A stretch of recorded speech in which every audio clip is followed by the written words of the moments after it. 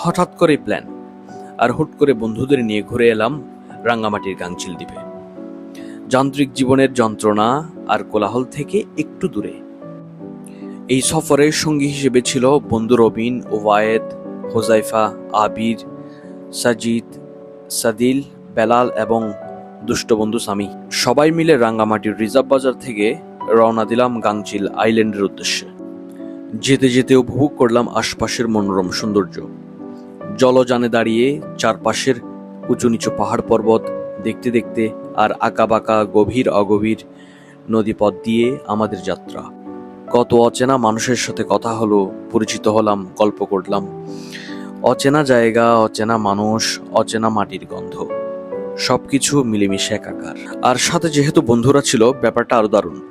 দেখতে দেখতে 2 থেকে 3 ঘন্টার বোট জার্নি শেষ করে আমরা পৌঁছে গেলাম গাংচিল আইল্যান্ডে। সেখানে গিয়ে পা রাখতেই মন জুড়িয়ে গেল অপরূপ সৌন্দর্যে।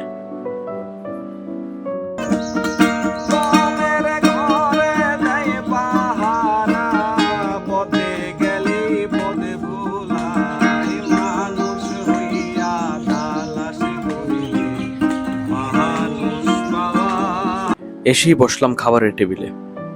কি সুন্দর, তাই না? এ সবই তো আমার রবের সৃষ্টি। তখন বারবার মনে হচ্ছিল সূরা আর রহমানের সেই আয়াত, ফাবিআইয়ি আলাই রাব্বিকুমা তুকাজ্জিবান। তোমরা তোমাদের রবের কোন কোন নিয়ামতকে অস্বীকার করবে? এই সৌন্দর্য যেমন নিয়ামত, তেমনি সৌন্দর্য উপভোগ করার জন্য আমাদের যে চোখ দিয়েছে, অনুভব করার জন্য মন দিয়েছে, আর এগুলো ঘুরে ঘুরে দেখার জন্য যে পা দিয়েছে, সবই তো এক একটা নিয়ামত। সত্যি, কোন নিয়ামতকে আমরা অস্বীকার করতে পারি? বিস্তীর্ণ দিগন্তের পানে তাকিয়ে অনুভব করছিলাম ঠান্ডা নির্মল বাতাস যখন শরীর ছুঁয়ে যাচ্ছিল। মনে হচ্ছিল শরীরের সব ক্লান্তি, মনের দুশ্চিন্তা সব ধুয়ে মুছে উড়ে যাচ্ছে অজানায়। এটা যেন নিজেকে স্বতঃস্ফূর্ত এবং পুনরুজ্জীবিত করার এক সুলভ বিনিয়োগ। সময় আজকাল যে তাড়াহুড়ো শুরু করেছে, এই এলো তো এই গেল। বয়স যত বাড়ছে, ব্যস্ততাও বাড়ছে সমানতালে। আমি সবসময় বলি, নাকের ডগায় নিঃশ্বাস থাকা পর্যন্ত মানুষের কখনোই পুরোপুরি অবসর বলতে কিছু নেই। তাই সময় পেলেই বেরিয়ে পড়া উচিত প্রিয় মানুষগুলোর সাথে। জীবনের ক্যালেন্ডারে যুক্ত করুন সুন্দর কিছু মুহূর্ত।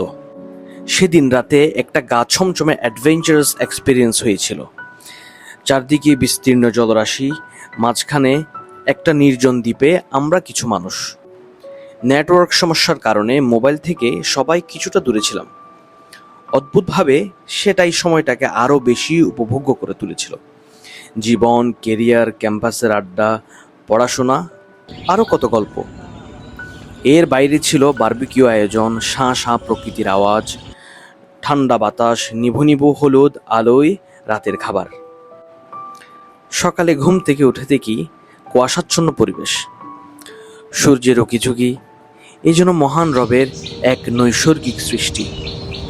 কিছু সময়ের জন্য যেন ভুলেই গিয়েছিলাম আমার একটা যান্ত্রিক জীবন আছে, আমার ব্যস্ততা আছে। দ্বীপে বন্ধুরা মিলে অনেক ঘোরাঘুরি করেছি, অনেক অ্যাক্টিভিটি করেছি, গোসল থেকে শুরু করে আরও কত কিছু। রবের দেয়া চোখ দিয়ে যে সৌন্দর্য উপভোগ করেছি, সে ফুটেজ মনের মেমোরিতে ক্যাপচার হয়েছে। তা কখনোই মানুষের তৈরি দামি ফোনে পুরোপুরি ধারণ করা সম্ভব নয়। অনেক ক্লিপ ধারণ করতে পারিনি মোবাইলে, কারণ অনেক কিছুই ছিল যা চোখ দিয়ে ধারণ করার মতো। প্রকৃতির প্রেমে মাতাল হয়ে পড়া এই ভ্রমণ যেন পিপাসুদের এক মিলনস্থলে পরিণত হয়েছিল। দেখতে দেখতে সময়গুলো হুট করে শেষ হয়ে গেল। ফিরে আসার পথেও আমরা কম আনন্দ করিনি। বোট জার্নির সময় অন্যান্য জায়গা থেকে আসা কিছু টিমের সাথে যুক্ত হয়েও কিছুক্ষণ গল্প করলাম, পরিচিত হলাম।